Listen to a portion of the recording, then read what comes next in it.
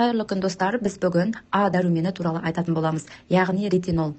А дәрумені ағзаның өсуіне, дамуына әсер етіп, түрлі ауруларға қарсы тұра алу әрекетін арттырады.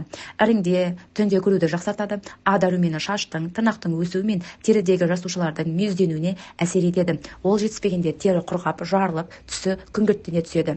Егер де біздің әжелеріміз немесе тағы да басқа үнемі ерні жарылып, беттері құрғап, қабыршықтанып және шашы үнемі екі жаққа айырылып, үнемі шашырап жүретін болса, сіз міндетті түрде аптекадан А дәруменін алып және оған Е дәруменін қосып, үнемі шашыңызға жағып жүріңіз. Сіз білесіз бе? Көптеген шампундар, бальзамдардың сыртында осы А, ретинол және Е витаминдері секілді осындай көптеген А дәрумені бар шампундар өте көп. Олардың құрамында бар, бірақ өте аз процентте. Сондықтан дәл осы А дәрумені, ретинолды аптекадан алып, өзі дөңгелек қана, түсі әдемі болады, сап-сары болып, осыны алып, шашыңызға аптасына 2 рет жақсаңыз болады. Және А дәрумені бар көкөністерді, тағамдарды айтып кетсем, оған асқабақ, шпинат, сәбіз, тәтті бұрыш, брокколи, қырыққабат және қымыз. Қымыз да осы А дәруменге бай. Және сәбізде бета-каротин бар, оны ағза А витаминіне айналдырады, оны тамыр А витаминіне тамаша көзі болып табылады.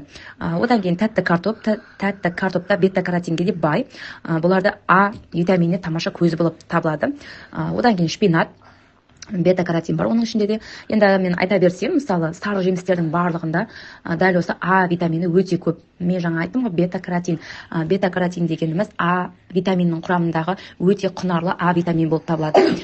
Және бұл жерде енді көптеген дәрілердің сыртында А витамині деп жазылмайды, сондықтан дәл осылай жазылады, бета-каротин. Естеріңізде болсын. Одан кейін сары жемістер дедім, мысалы манго, өрік, және шабдалы, асқабақ, сәбіз, осылардың барлығында бета-каротин бар.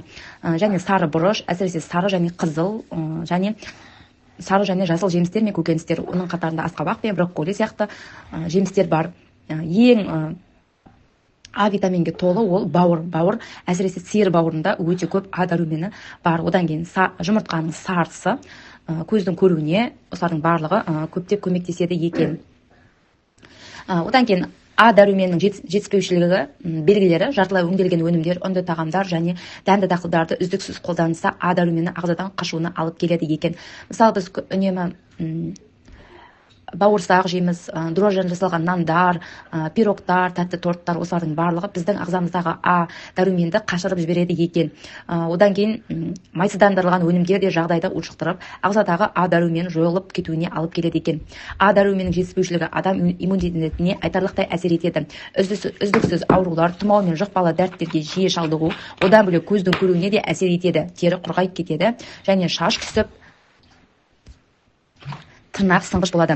Одан кейін А дәруменінің күндік нормасы ер адамдар үшін 900 мг, әйел адамдар үшін 700 мг, жасөспірімдер үшін 600, балалар үшін 300-400 көлемінде тұтыну керек. Жүктілік кезінде әйел адамдарға күнделік нормадан сәл көбірек қолдануға болады. Оны дәрігердің тағайындауында, міндетті түрде бірінші триместр дейді, содан кейін қабылдауы мүмкін, өзінің дәрігердің қабылдауымен. Одан кейін А дәрумені бізге не үшін керек? А дәрумені иммундық жүйенің дұрыс жұмыс істеуіне, маңызды биологиялық қосылыс, сонымен қатар зат алмасу үрдісінің жұмысын тұрақтандырады. А дәрумені ретинол формасына ену арқылы ағзадағы барлық ұлпада, сүйектен бастап бұлшықет, ішкі ағзалар, тері және тістен кездеседі. Өсу мен жарақат жазылуды қамтамасыз етеді.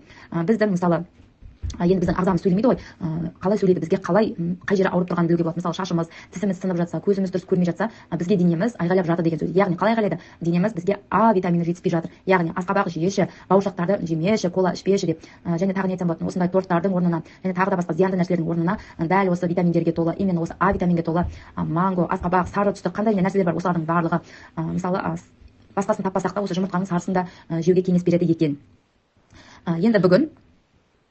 Енді осы витаминдердің екі түрі болады, өздеріңізді білесіздер, майда еритін және суда еритін болып. Майда еритіндердің ішінде осы А витаминде бар. А дәрумені, ретинол ағзаның өсуіне, дамуына әсер етіп, түрлі ауруларға қарсы тұра алу әрекетін арттырады. Іріңде, түнде көруді жақсартады. А дәрумені шаштың, тырнақтың өсуі мен терідегі жасушалардың мүйізденуіне әсер етеді. Ол жетіспегенде тері құрғап, жарылып, түсі күңгірттенеді. Май бездерінің құрамы өзгереді. Көздің қасан қабығы бұзылады. Адам іңірде, түнде нашар көреді. Бұл ауруларды ақшам соқыр дейді.